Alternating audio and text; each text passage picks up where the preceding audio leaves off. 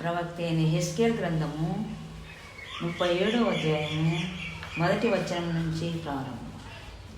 యెహోవా హస్తము నా మీదికి వచ్చెను, నేను ఆత్మవశుడనై ఉండగా యెహోవా నన్ను తోడుకొని పోయి ఎముకలతో నిండియున్న ఒక లోయలో నన్ను దింపెను. ఆయన వాటి మధ్య నన్ను ఇటు అటు నడిపించుచుండగా ఎముకలు అనేకములు ఆ లోయలో కనబడింది. అవి కేవలము ఎండిపోయినవి. ఆయనను, నరపుత్రుడా, ఎండిపోయిన ఈ ఎముకలు బ్రతుకుగలవా అని నన్ను అడుగగా, ప్రభువా, యెహోవా అది నీకే తెలియనని నేనంటిని. అందుకాయన ప్రవచనమెత్తి, ఎండిపోయిన ఈ ఎముకలతో ఇట్లను, ఎండిపోయిన ఎముకలారా, యెహోవా మాట ఆలకించుడి.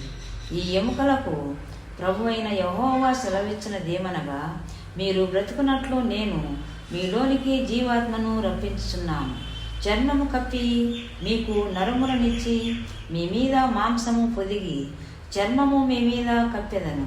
మీలో జీవాత్మ నుంచగా మీరు బ్రతుకుదురు. అప్పుడు నేను యెహోవానై ఉన్నానని మీరు తెలుసుకుంది.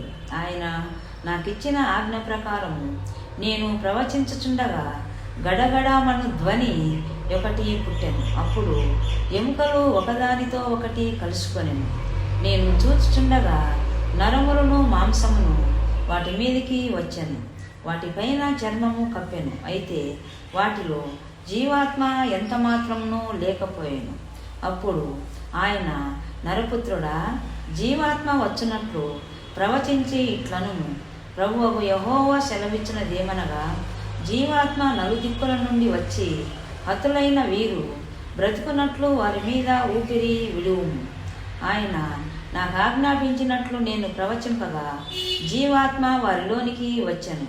వారు సజీవులై లేచి లెక్కింప శక్యము కాని మహాసైన్యమై నిలిచిరి. అప్పుడు ఆయన నాతో ఇట్లనెను, నరపుత్రుడా, ఈ ఎముకలు ఇశ్రాయేలీయులందరినీ సూచించుచున్నవి. వారు, మన ఎముకలు ఎండిపోయెను, మన ఆశ విఫలమాయను, మనము నాశనమైపోతుంది అని అనుకొనుచున్నారు.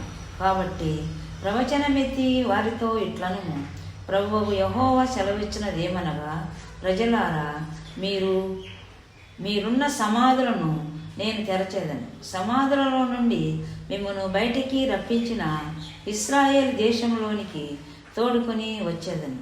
నా ప్రజలారా, నేను సమాధులను తెరచి సమాధులలోనున్న మిమ్మును బయటికి రప్పించెదను. నేను యెహోవానై ఉన్నానని మీరు తెలుసుకొందురు. మీరు బ్రతుకున్నట్లు నా ఆత్మను మీలో ఉంచి మీ దేశంలో మిమ్మును నివసింపజేసేదను. యెహోవానగు నేను మాట ఇచ్చి దానిని నెరవేర్చనని మీరు తెలుసుకొందురు. ఇదే యెహోవా వాక్కు. మరియు యెహోవా వాక్కు నాకు ప్రత్యక్షమై ఇలాగూ సెలవిచ్చెను, నరపుత్రుడా, నీవు కర్ర తునక ఒకటి తీసుకొని దాని మీద యూదా వారిదనియు వారి తోటి వారవు ఇశ్రాయేలీయులదనియు పేర్లు వ్రాయము. మరియు మరి ఒక తునక తీసుకొని దాని మీద ఎఫ్రాయిమునకు తునక అనగా యోసేపు వంశస్థులనియు వాటి తోటి వారవు ఇశ్రాయేలు వారిదనియు వ్రాయము. అప్పుడు అది ఏకమైన తునక ఎగునట్లు ఒకదానితో ఒకటి జోడించి అవి నీ చేతిలో ఒక తునకగా ఎగును.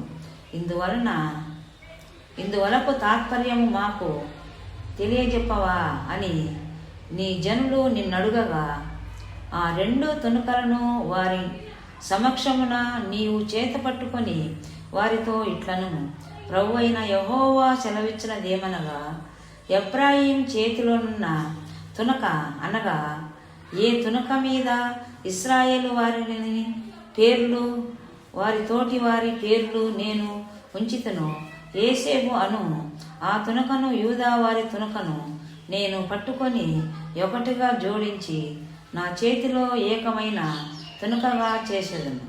ఇట్లుండగా వారికి ఇలాగూ చెప్పుము, ప్రభు అయిన యెహోవా సెలవిచ్చినదేమనగా, ఏ అన్యజనులలో ఇశ్రాయేలు చెదరిపోయిరో ఆయా అన్యజనులలో నుండి వారిని రక్షించి వారు ఎచ్చటెచ్చట ఉన్నారో అచ్చట నుండి వారిని సమకూర్చి వారి స్వదేశంలోనికి తోడుకొని వచ్చి వారిక మీదట ఎన్నటికి 2 జనములుగాను 2 రాజ్యములుగాను ఉండకుండునట్లు ఆ దేశంలో ఇశ్రాయేలీల పర్వతముల మీద వారిని ఏకజనముగా చేసి వారికందరికీ ఒక రాజునే నియమించదను. తమ విగ్రహముల వలన గాని తాము చేసి ఉన్న హేయ క్రియల వలన గాని ఏ అతిక్రమ క్రియల వలన గాని వారిక మీదట తమను అపవిత్రపరచుకొనరు. తాము నివసించుచున్న చోట్లన్నిటిలో వారు మానక పాపములు ఇక చేయకుండా వారిని రక్షించి వారిని పవిత్రపరచను. అప్పుడు వారు నా జనులగుదురు, నేను వారి దేవుడనై యుందును.